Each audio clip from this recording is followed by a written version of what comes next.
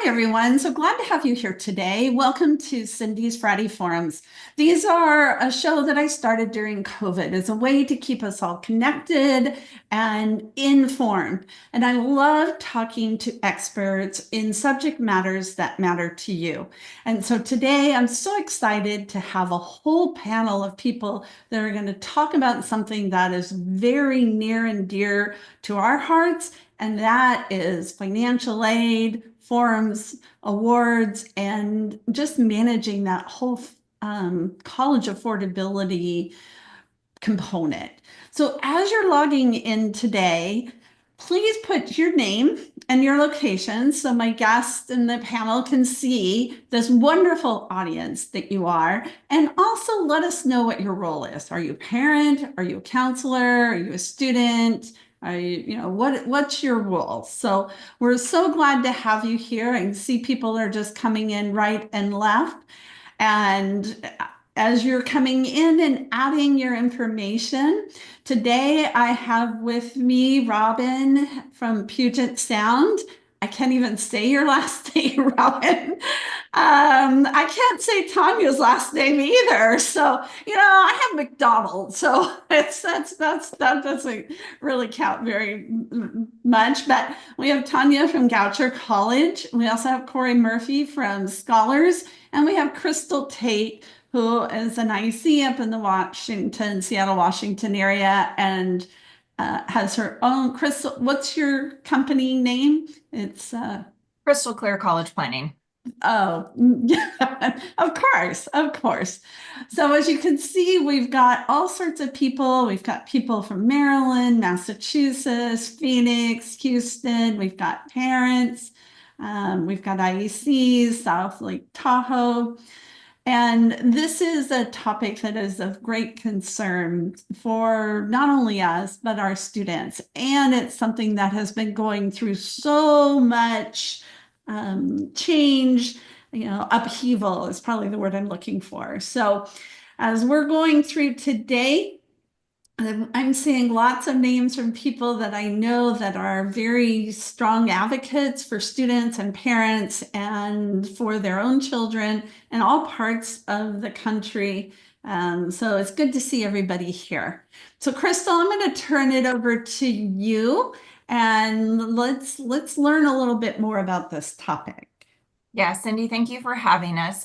So my name is Crystal Tate, and my company is Crystal College Planning. I've been an IEC this is my 15th year in the industry. We're coming up on our almost 2-year anniversary where me and Cori got together and created Scholar Service Center. You'll hear more about that here at the end, but the point was being able to support, especially around this forums, awards, and appeals conversation that a lot of IECs struggle with explaining to families and then the nuances and strategies that are involved in this process. So we'll have everybody else introduce themselves, and then we're going to talk about our agenda, which is pretty meaty for today. So Cori. Yeah, super. Thank you. Welcome, everyone. It's good to meet you. I have been in financial services and the financial side of college planning for 20 years now. I started when my kids were 1 and 3, when college was on my mind and what was I going to do, and met some amazing people along the way, watched this niche turn into a really big concern for every family that is sending their students to school. So my expertise is on the numbers side of it, the financial aid forms, the awards, the appeals, and that's where I really have a lot of fun working with families to navigate all of the turmoil and changes and complexities of their family dynamic and their financial situations. So, Robin?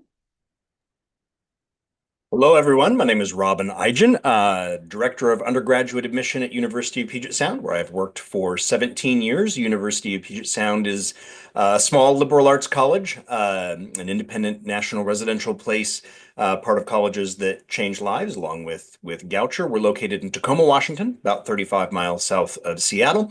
1,800 undergraduate students and about 250 graduate students. Average class size is 17. Focus on small classes, really dynamic student faculty engagement, hands-on learning, and leveraging our location to just make the education here really remarkable and transformative. Very nice to be with you all today. Hello, I'm Tania Rachkoskie. I am the Associate Vice President for Enrollment at Goucher College. I've been in the profession since the late 90s, so I'm not going to say exactly how many years that's been. It seems like it was just yesterday, actually. But Goucher College is located in Baltimore, Maryland. We are a small private liberal arts college. We consider ourselves a local community with a global mindset. It's really a great place for students that want to change the world. We do have a requirement that all of our students study abroad, and I think that gives us a very international perspective. Awesome. All right, thank you. All right, agenda, Crystal. So we are going to we're going to start by giving some background in regards to the 5 reasons why we file financial aid forms. So from our perspective as IECs and background in the financial world and working with families in all of these years, there's lots of discord, I'm going to say, on some of these where it's like, hey, should I really, if I make a certain amount of income and all of these things, we're going to talk about really why you should file financial aid forms in the core of that, talk about some timeline, but really getting into understanding how and why you would compare a financial aid award, what's good, what's bad, what you really need to be focused on, and then talking about the college cost transparency from the perspective of the colleges. They both use this at Goucher and UPS, which is really fabulous for you guys to learn how important it is as we're talking about transparency and college cost.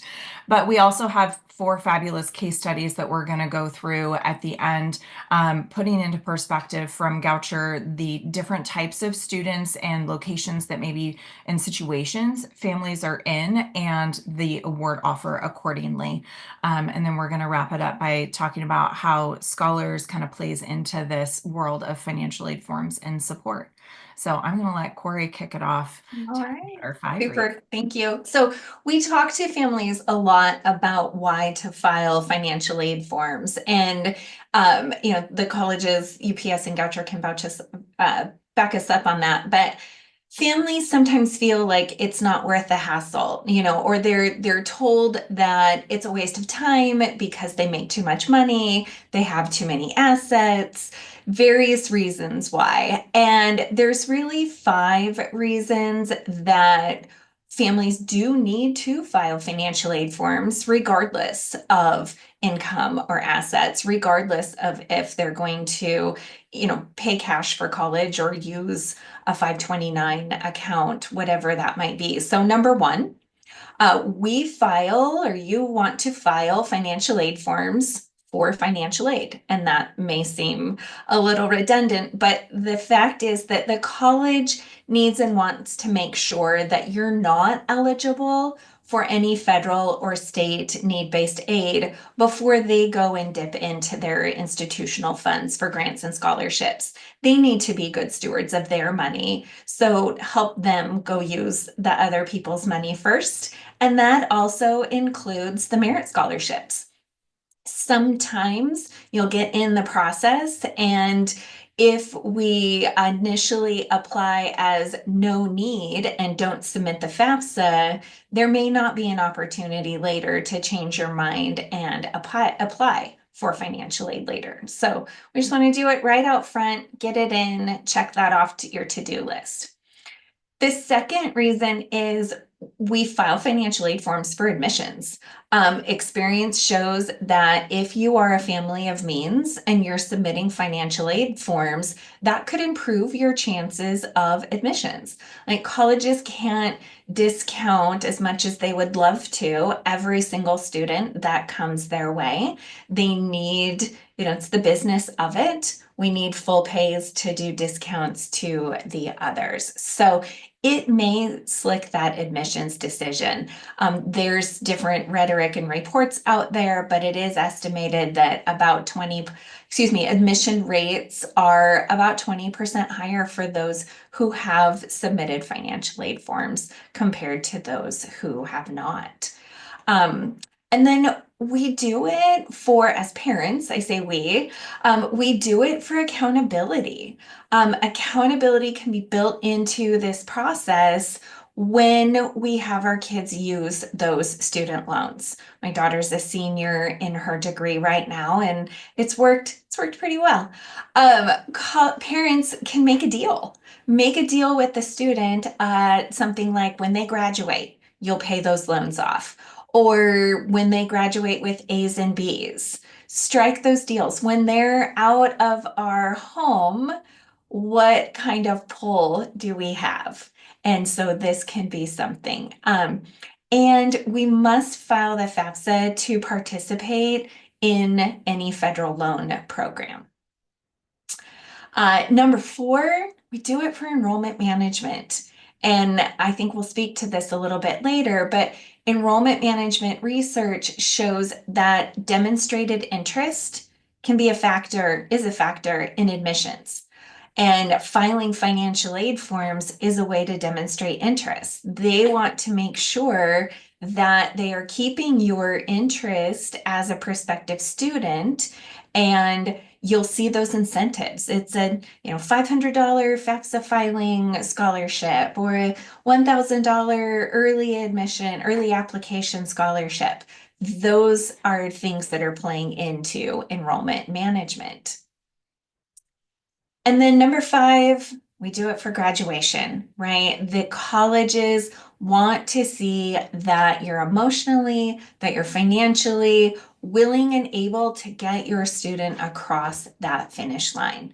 And when they have confidence in the family's ability to pay and support that student, given the financial aid award that they're able and willing to give, filing FAFSA, the CSS, the institutional forms, working all through that process keeps the college confident and informs them of that fact. Right. And if they doubt at all that they may not be able to support that student, then worst case scenario, maybe we miss out on an admission. So we do it to give our students the best opportunities to get in, to get discounts and financial aid, and to graduate, and then just go on and do all the great things that we know that they're capable of. Here's the process, and it's a very high level view, right? First, that student's going to submit their admissions applications, then financial aid applications. They may have the exact same due dates, or they may be spread apart a little bit. It's going to depend on that school, and you all know that. Then there's going to be a process of verification. The analogy that I'll use a lot of times, and feel free to use this with families, is this is much like when we applied for our mortgage. We filled out the application, we self-reported our numbers, and then the mortgage company said, great, thank you, now prove it. Give me a tax return, give me a W-2. This is a similar process. Families are self-reporting their numbers. The responsibility is on the college to verify those numbers before they go and create that financial aid award with the federal money, the state money, and then their own institutional money. So there can be quite a bit of back and forth in there, in that verification process. General timeline.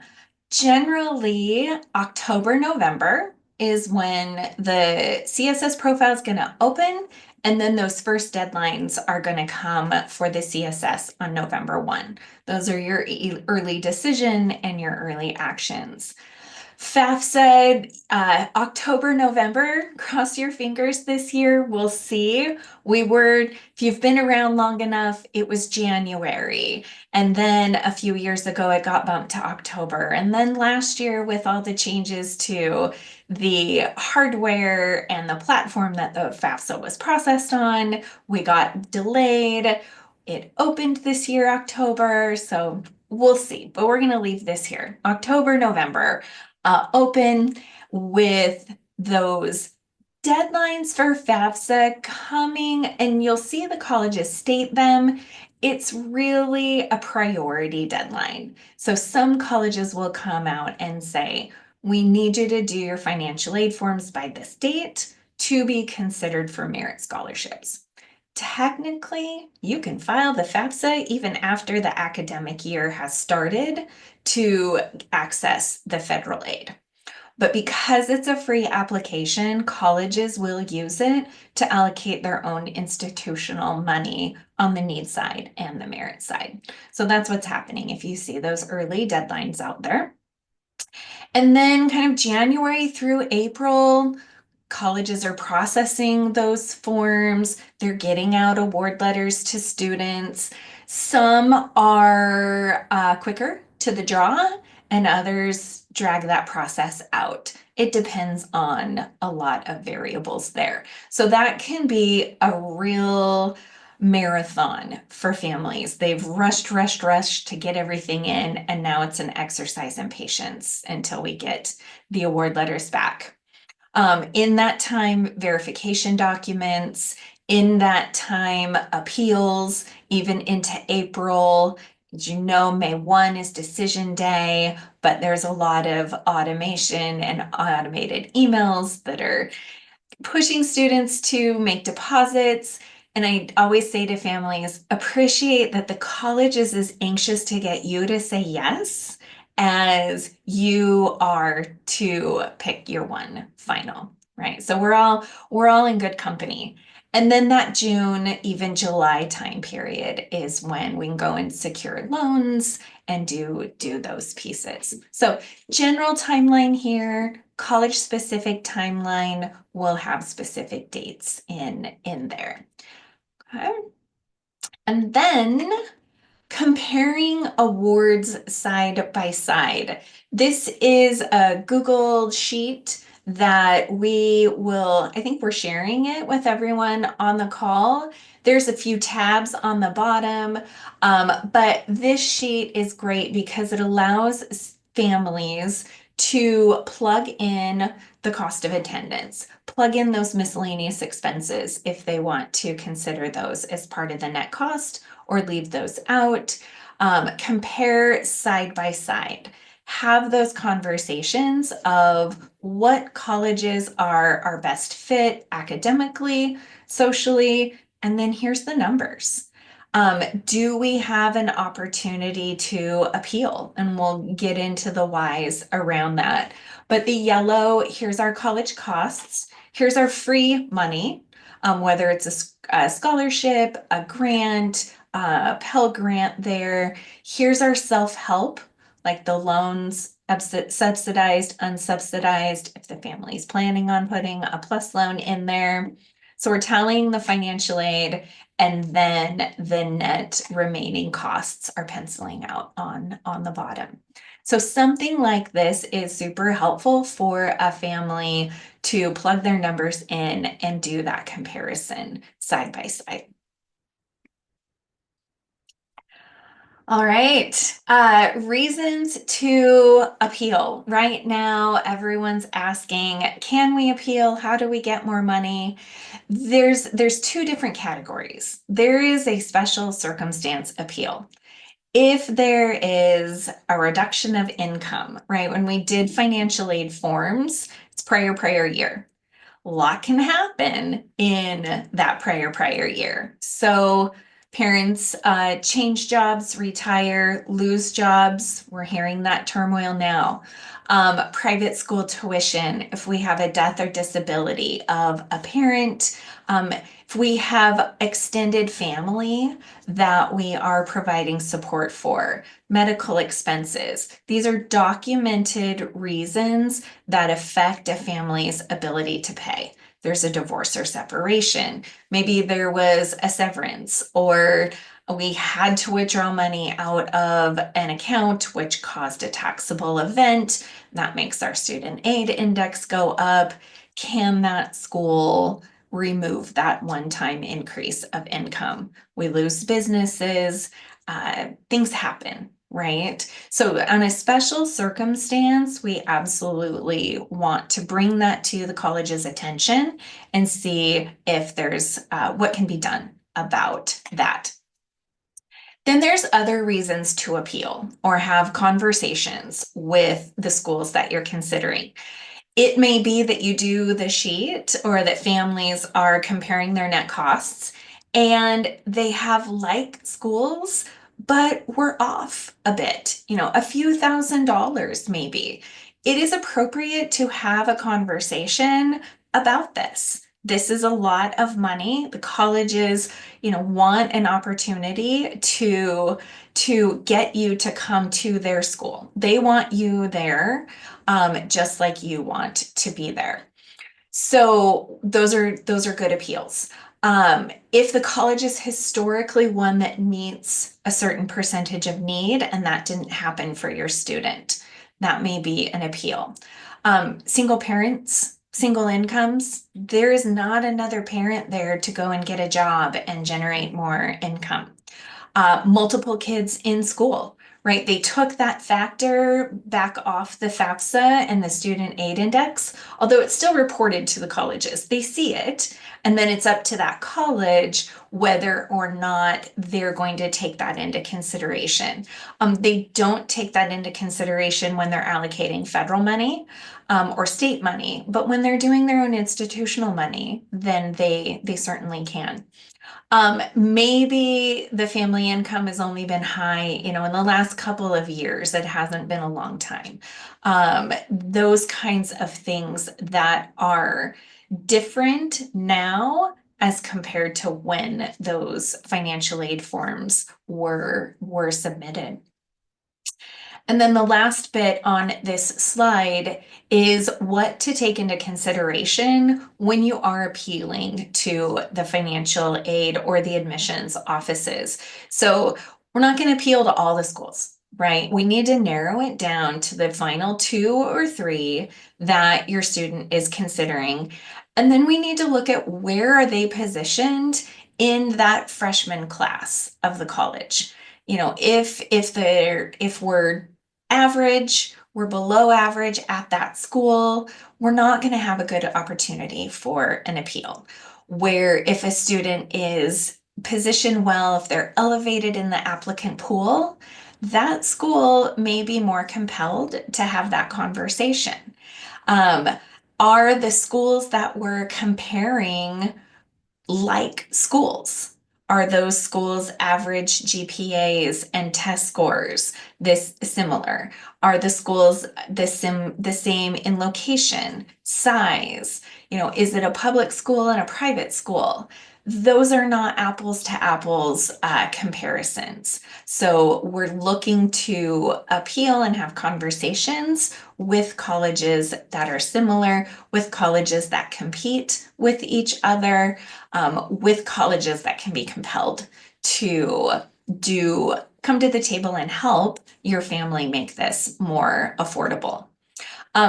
Some schools we might want to apply to just don't have extra money to give, right? Your big flagship universities aren't going to have their own money. If we're out of state at a public school, we're not going to have those opportunities. Those colleges are there to help the in-state students.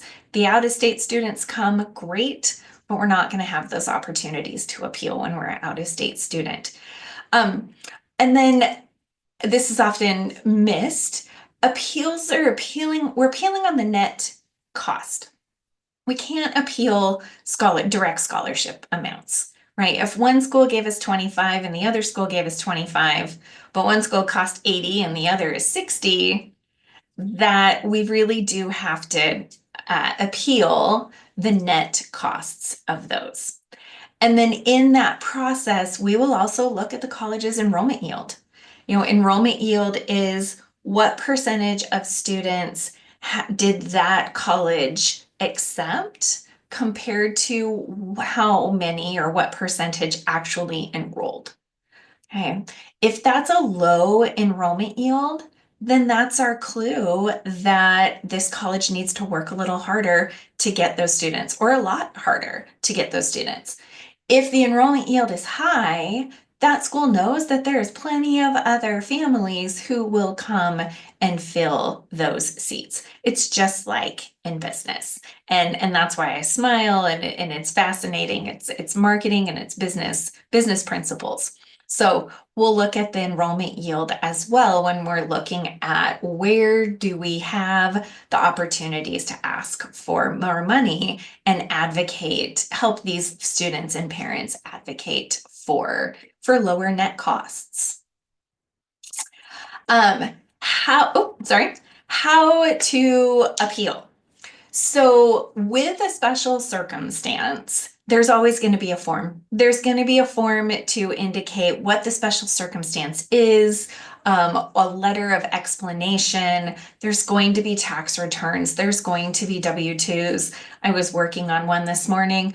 We're going to have to provide a copy of the FAFSA and the CSS, the tax docs that were used to prepare those, and then the tax docs that were just filed for the most recent tax year. It's going to be a lot, but it is absolutely worth it. A need-based appeal for need-based money is going to go to the financial aid office. If there are edits that need to be made to that college's copy of the financial aid forms, the financial aid office needs to do that.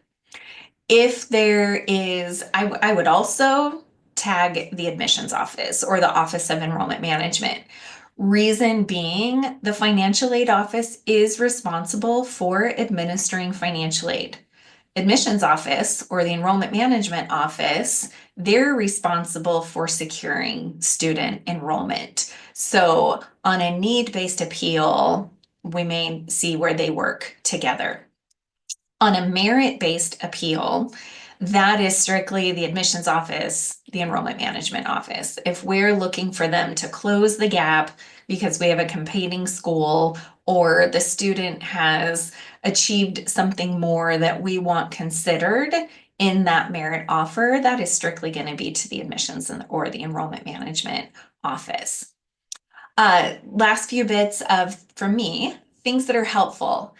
If you're going to the school, attending a senior spring event, meet with the admissions, talk with them. If you're a need-based candidate, talk to financial aid.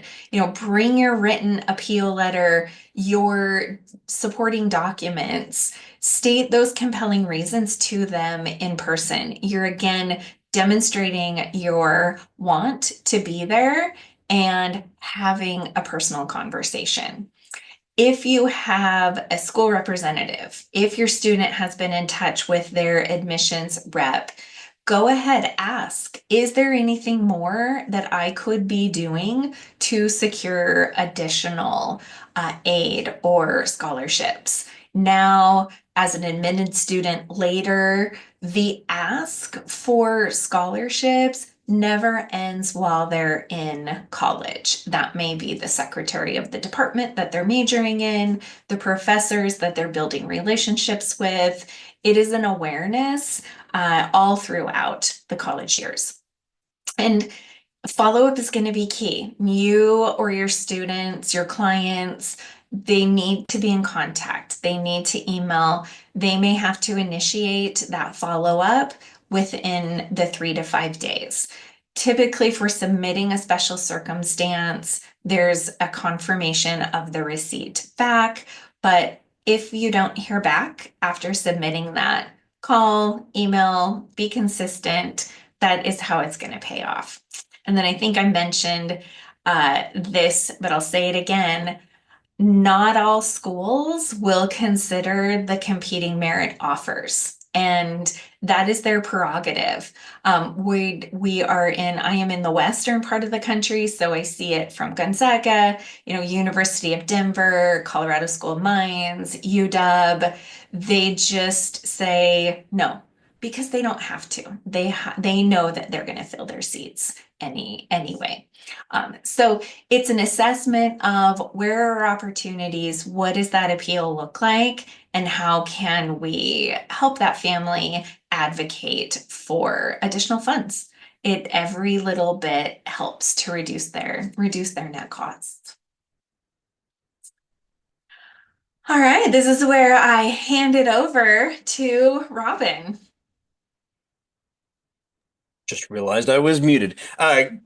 Hello again, everyone. I wanted to start just by saying I would second everything that Cori said, and I think a lot of what I have to say, and likely what Tania has to say, is kind of the college's perspective on a lot of the same things. I wanted to start just with the slide about the College Cost Transparency Initiative. This is something that Puget Sound signed up for a couple years ago. It's a group of schools that have some shared principles and standards around how to present financial aid and college cost in a transparent way to families. It requires us to sign up for those principles, to use a shared glossary of terms, so to define things in a common way. It's a commitment to clarity and transparency, and you can read all about it at collegeprice.org. Now, I do want to give a couple caveats. That absolutely does not mean that schools that aren't part of this organization are not equally committed to college transparency and really working in a very clear and ethical way with students and families. And a lot of the requirements around how to present a financial aid award to a family are now mandatory from the Department of Education. Thank you, Cyndy. That link is now in the Slack. But we do have to provide on a financial aid award a very clear estimate of the total cost of attendance. Very clearly label all three sources of aid: institutional, the gift aid, the self-help, loans, work study. Estimated total net price. Provide information about renewability of aid, so families don't see something, assume 4 years, and not have an easy access to a place where they can check that. Clearly label loans as such, and not to include a parent plus loan with a dollar amount value, and then use that standardized terminology. And so when we signed on to this, we went through kind of a thought exercise at Puget Sound about how to present information to families, because from an admission office perspective, we want to be able to really quickly get the family to a place of understanding the bill and having a conversation about what that's going to look like and how are we going to navigate that space. We also really need to have a conversation around net cost. And so in our first year, we actually presented the financial aid in two different ways. Cori, can you give me the next slide? And so the first one is really that emphasis on the bill, right? You have the direct cost. You can see the indirect costs listed in the top right, but the direct cost minus gift aid minus loans, and there's your estimated annual bill. And this is a real financial aid offer with all the personal identifying information removed. You can see that we're mentioning student loans and parent, mentioning student loans in the bottom, and then identifying that plus loans may also be available. Here's how to access them. So all the required language is there in the footnotes, but this is the emphasis on the bill, which for admission counselors is really in the conversations we're having with families, what families want to get to first, and then think about what does that look like over 4 years with a 3% increase. But if we can go to example number 2, it does kind of not mask with any sort of intentionality, but it does underplay the total cost of attendance. And so this is the same financial aid offer laid out in a different format, where you see the direct costs and the indirect costs next to each other, but then we're working with that total cost of attendance as the primary figure, not just the direct cost. So when we estimate the net cost after scholarships and grants, what's this actually going to cost you with your indirect expenses in there and with loans held out because you repay those? What's your actual cost per year? It's pretty different. And then you take the loans away.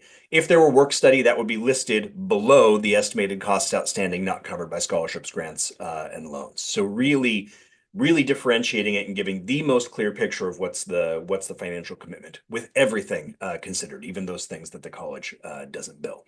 And so I think, with a lot of transition in the space and the requirement to have some of this in all financial aid awards, you're going to see a lot of variability in how aid awards are presented. And I think underscoring what Cori said, really walking through and talking about the different types of aid and bringing as much clarity to that as possible is helpful for families. Next slide, Cori. There were some really great questions about in the chat, just about how, not in the Q&A, but in the chat, about how do we know, how can we suss out how a school works? And I would just underscore, it is absolutely okay to ask, how do you work? What are your policies? What do you consider? What do you not consider? What does your process look like? If a college says, oh, here are our processes, that's telegraphing, we are absolutely happy to work with you. If a college says, unless you're doing a special circumstance and can document a financial loss, we don't have a process, that's telling you something else. So I think it is absolutely appropriate to just ask. You can ask in admission, you can ask in financial aid, you should be getting the same answer. It does not at all hurt for a student or a family to ask both offices and see if what they say aligns. Asking is never going to penalize a student once you're in that place of being admitted. Even for a prospective student, it's not going to hurt to ask. I think from the family's perspective, as we on the college side sit there, it's always a question for, yes, Cyndy, communication is key. It's always a question for us of, are we dealing with a situation where there is demonstrated financial need, perceived financial need?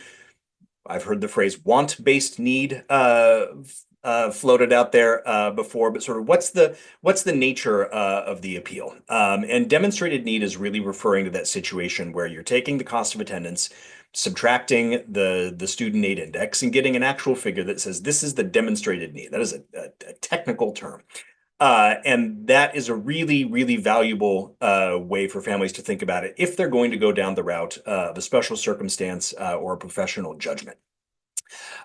Perceived need, want-based need, I know our SAI is this, but really that's not feasible for our family for any myriad number of reasons. Then we're really more thinking around an appeal.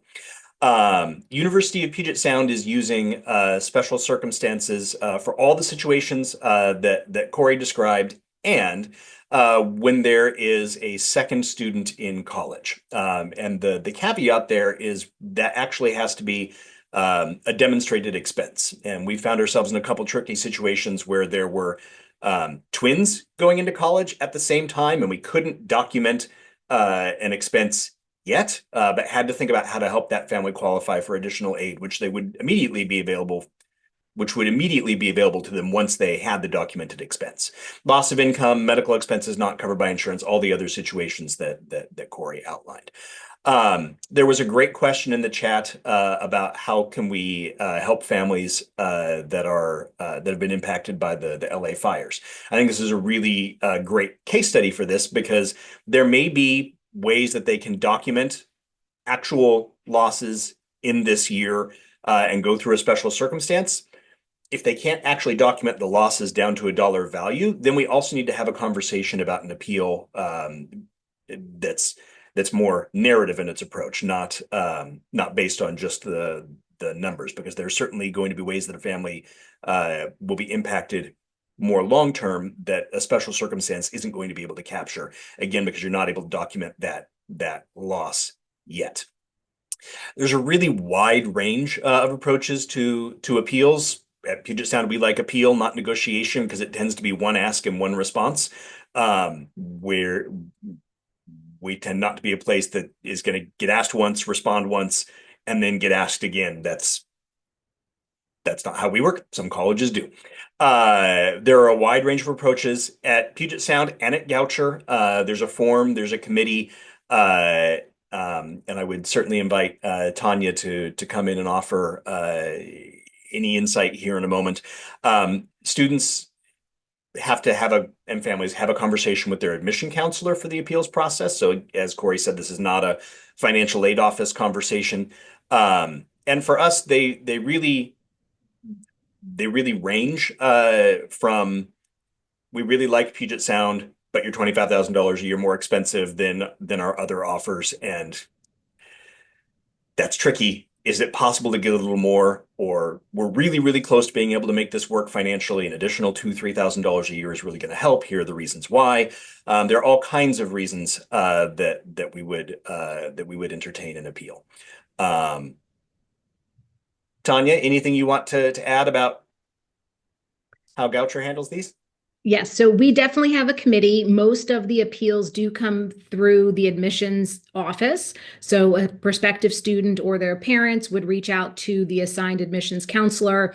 We kind of give them a little bit of guidance, the information we might need. We do like to see the competing offers so that we have an idea of what did we offer, what is compared to what the other institution offered. And then we do have a committee, and the committee is actually made up of myself, one of my admissions team, and then our director of student financial services, who's really our director of financial aid. So we're able to have an informed conversation about the student, about what they bring to the table, about the different offers. There have been instances where families will submit both a professional judgment as well as an appeal, and then we have that conversation as well. So if the professional judgment doesn't change anything, maybe the appeal will.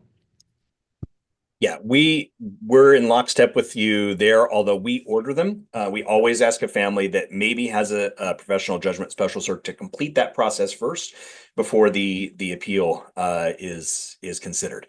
Another thing that Cori said that I really want to underscore is that students should keep asking about additional aid opportunities. Yes, 100% to professors and academic departments, to leaders of clubs and organizations that are important to the college community. We have a position in our financial aid office that's the scholarships coordinator, and that's all the incoming scholarships. But then there's a whole separate long list of endowed scholarships that are only available to returning students based on certain ways that they are involved. And they do a whole bunch of work in our financial aid office to advertise these, because there are years where they don't find a student for all of them. The money sits for a year. So students need to advocate, students need to ask, keep going back to that financial aid office and saying, it's never going to hurt to ask. Great, I think a question in the chat came up about if a student, is currently enrolled and has another sibling entering college. At Puget Sound, yes, that's absolutely going to qualify them for a special circumstance. And like asking for additional scholarships, you can ask for a special circumstance at any time during the 4 years if you can document a change in the family's financial situation. Special circumstance really exists to correct the SAI for a specific range of documented cases. The financial aid office is actually going to go adjust the SAI and recalculate the aid based on that new figure. And that's not a process that goes away once a student actually enrolls. Sorry, I was looking at some of the chat. Last question here: are there appeals a college won't consider? I think this is a great question. An example of an appeal that we would not consider at University of Puget Sound is, I'm a star lacrosse player and we just won the state championship, and I think I'm that much more valuable to your lacrosse team. Don't you think I deserve a larger scholarship? And being a D3 school, athletic participation, athletic talent, that's a line we do not cross. It would not be eligible for consideration in appeal. Yes, I agree.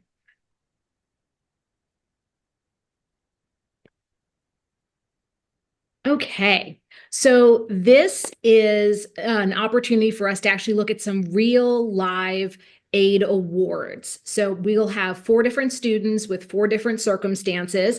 This gives you a snapshot of what Goucher's financial aid award letter looks like. It's fascinating to see 2 different schools that are both part of the College Cost Transparency Initiative, and yet our letters look very different.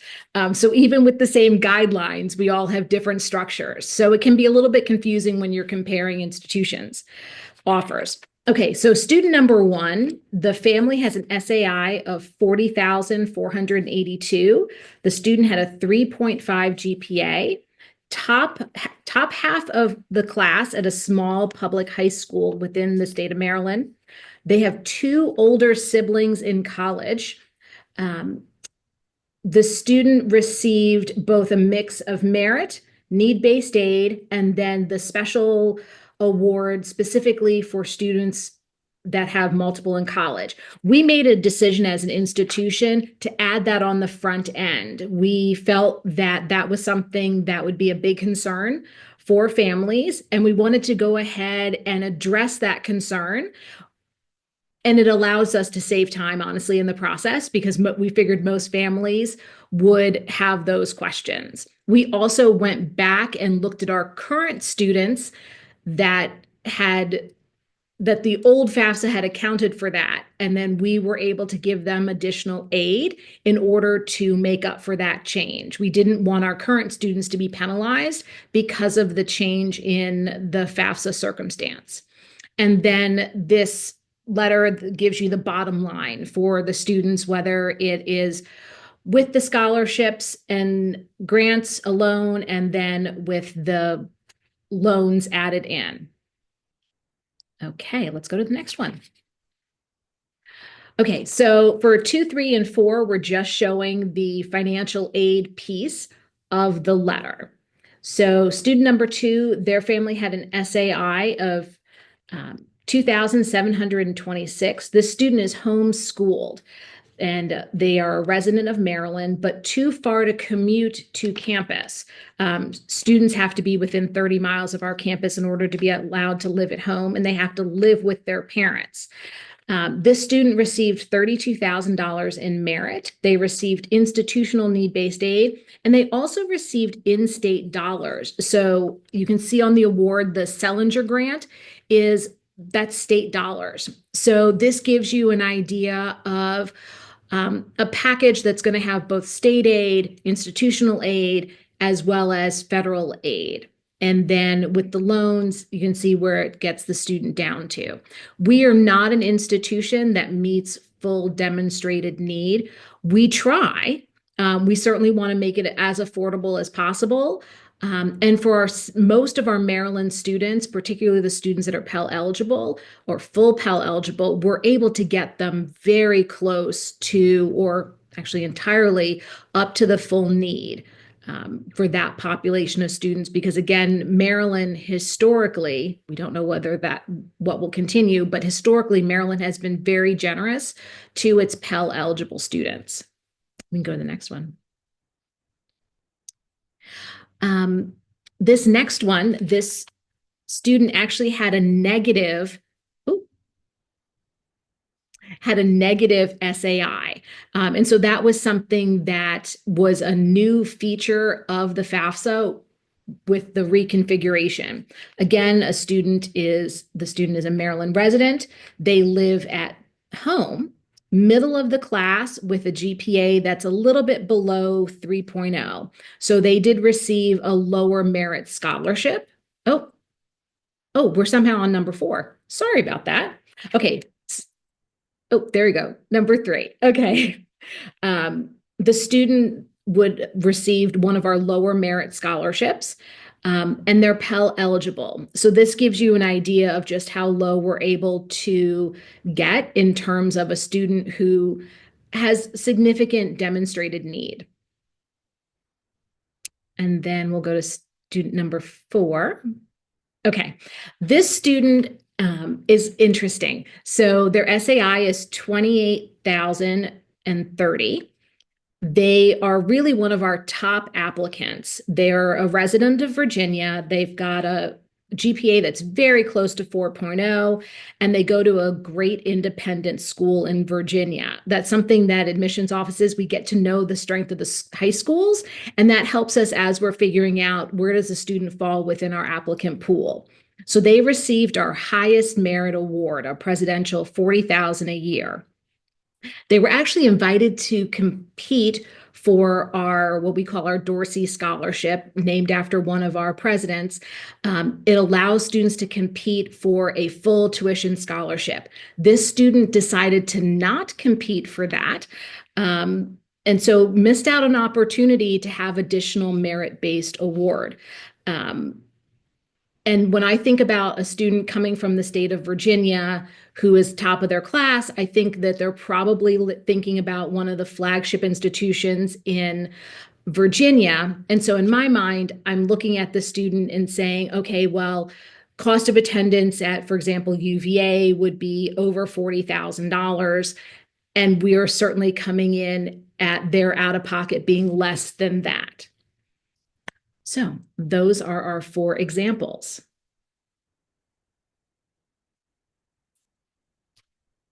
Super, thank you. And there's a lot of questions that we'll have time to really dig into at the end.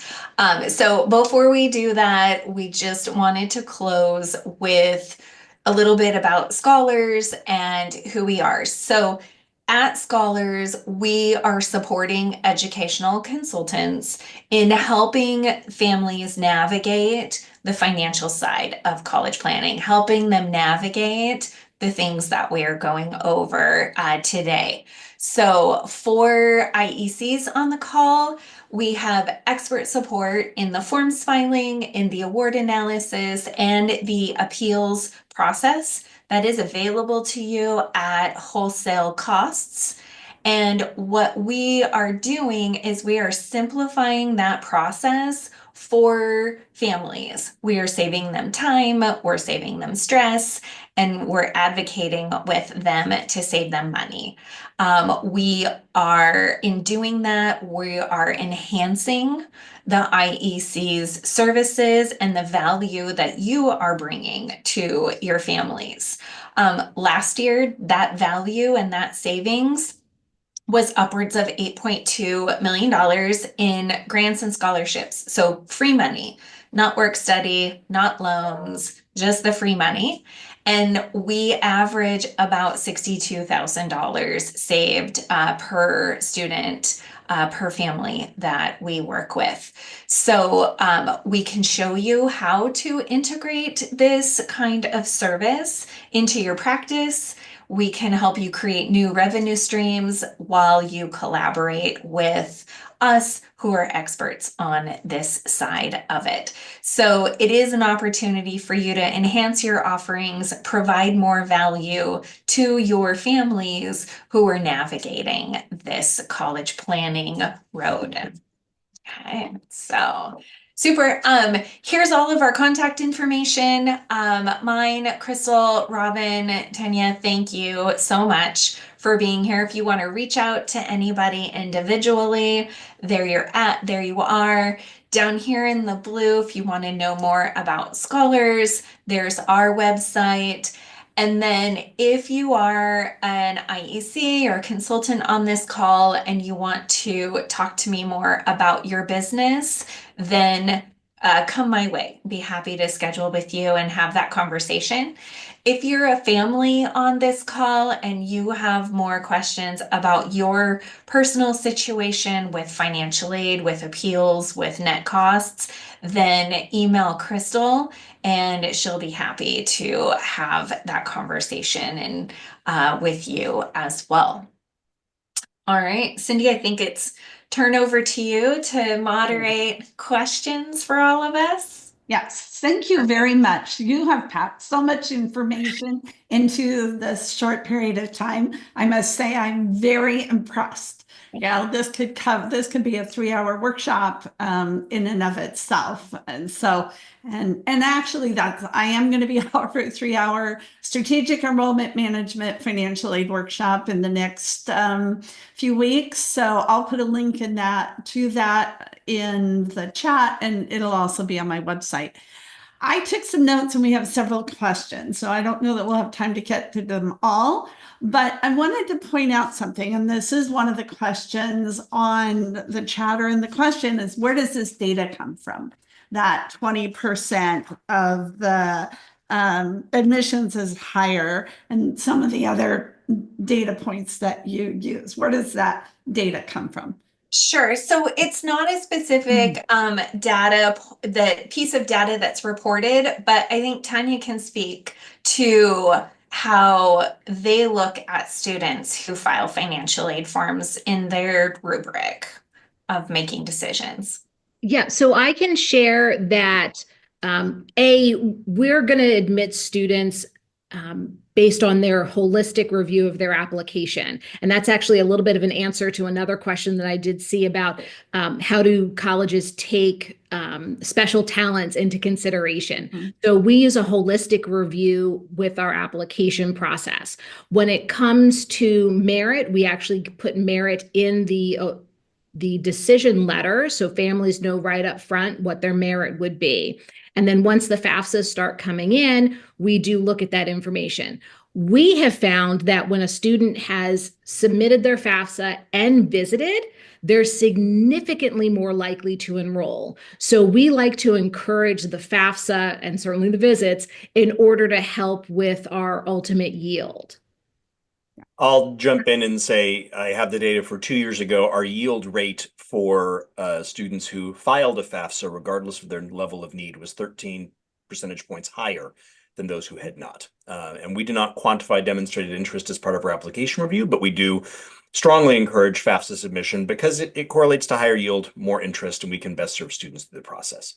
We require the FAFSA from students who file early decision, or they will forego the ability to later get need-based financial aid, or at least need-based financial aid at a consistent level. And that's because we meet full demonstrated need for early decision applicants, which is more of a need-aware process than what we're doing in early action or regular decision. So that is, we are very flexible with our timelines and our processes for early action and regular decision, and very, very stringent about those for early decision for that reason. And I think that really helps us to be able to share that. We often as counselors will tell people, but to hear that from you, from your admissions office, makes such a difference. Because the other thing we often hear is, well, on the Common App, there's a question, am I going to file for financial aid? Yes or no? Should we put no? Because if we put yes, then they won't admit us because we need financial aid. And you're providing the data and the information that it's absolutely good to put that down, because it actually can be positive part of that whole holistic review. And one other thing, I do want to encourage families to not try and game the system. I know of institutions that if you say no to aid, it's no to aid. We do go back if a student says no to aid and then realizes, oh, I do need to apply. We do reconsider them, but there's some places if you say no, it's no. Yeah, it'll be a no forever. Yeah, and I totally agree. There's no reason to game the system. If you need money, let them know. And I think the terms demonstrated need, perceived need are very, that's a huge difference. I mean, that's a discussion and just part of the whole process. Okay, so do you verify all students for financial aid or a certain percentage? I know that federal in the past has only required a certain percentage of verification, and some schools will verify 100%. So talk a little bit about that for a minute. We do not verify 100%. No, it's a percentage. I think we're following the federal regulation there. And has it been 30%? Is that what the federal regulation has been in the past? Do you know? That feels high to me, but it may be close to that. Okay. And somebody, and I haven't heard this, so this is an interesting, I've seen suggestion, take screenshots of net price calculators. That's a whole nother session that we could do. When the family runs it to see if the offer comes back much higher, they can use that as proof to appeal. Is there any merit to that? I've heard that suggestion as well. I think that the net price calculators, we try to have them as accurate as possible. And we go through a lot of testing to make sure they're as accurate as possible. But I do understand students' concerns, parents' concerns when the net price calculator says one thing and then their award package says another. I personally would document it just because that's the kind of person I am. I'd want a screenshot so that you can compare if the package doesn't come out the way you'd anticipate it. At most schools, it should not be the case that an actual financial aid package comes in below what the net price calculator says. I think oftentimes what families are dealing with is that net price calculators are an approximation, and I completely agree with Tania. We try and get them as accurate as we can. But there are things that we do in our application and merit scholarship review that we can't replicate in a net price calculator. And oftentimes they're 1 to 2 years out of date. And so I think it can be a tool to help in conversation. Documenting it is important, but I think because it's supposed to be an approximation, and at that one that we try and be transparent about is not current. I think it has limited utility, but it can be a helpful tool, especially if a family can say, look, this is what we were planning for, and this is the documentation, and now we're wildly out of whack with that. Especially if the college's costs have increased, maybe there's a compelling argument there. So I would say there could be some utility there, but I wouldn't give that as a broad recommendation for the best approach. Yeah, I agree. And that's been my experience as well. You know, they are just what they say. They're estimators. And a lot of it depends on how the college is using it. You know, some are very reliant and use that as a marketing. Others really don't care whether they have a PC. They have to have it by law. So it just all depends. So it definitely is an estimate. So kind of in summary, and again, there are way more questions than we have time to cover. What makes an ideal appeal and what makes an appeal process successful after professional judgment? She says, which was not, appeal which was not successful. High merit aid was already received. The student's parent lost their job. What makes for a successful appeal? So I was actually thinking of a little of a case study in the situation that we had this year, in which a student who went through special circumstances, and I thought for sure this was going to solve their problem and get them the aid they were looking for, because they had a second student in college who was going to Colorado College, paying. It was a family with an SAI of about $80,000 a year, and I thought that certainly paying the bill at another private school was going to qualify them for additional aid. And because of the way the calculation worked, it actually didn't. In the end, the math didn't qualify them for additional aid, and so I was somewhat frustrated and encouraged them to go through the appeal process, and that same rationale for the special circ, even though it wasn't successful when it was based on demonstrated need, and the math was correct. It didn't warrant additional need-based aid, but I felt like that was a very good rationale for an appeal, and they were successful in that appeal. So I think there are absolutely circumstances that would bring a family to a special circ, and that's the appropriate place to start. And the same rationale can apply for the appeal. And I think the circumstance there is another great one. Even if the special circumstance doesn't result in additional aid because the parent lost their job, it's still worth having the conversation with the counseling team to see, is there anything else that can be done to help us? It never hurts to ask, but you need to have a legitimate reason to ask. And so I think the guidance and things that you've given today has been very, very helpful in order to facilitate those conversations. I wanted to mention, and we're going to have to close. Thank you, everybody, for being here. Thank you to my guests. I mentioned in the chat that in the Professional Development Institute that we do for HECA, we do not only a mock admissions committee exercise, which is led by Tony Cabasco from Colorado College. We also do a mock financial aid committee experience. Nobody else has that. So if you want to experience what it's like to sit in the seat that Tania and Robin sit in and go through these appeals and see what it looks like, that is led by Christine Bowman from Southwestern University. So we do it in the virtual PDI in January. We also do it in the in-person. This year it's going to be in San Antonio, Texas. So thank you again, all of you. This information will be posted on my website. You'll have access to links and things that we've shared, other resources. Crystal said we're going to be able to share this PowerPoint. And this always generates a lot of conversation, and you guys have just been such a great audience today.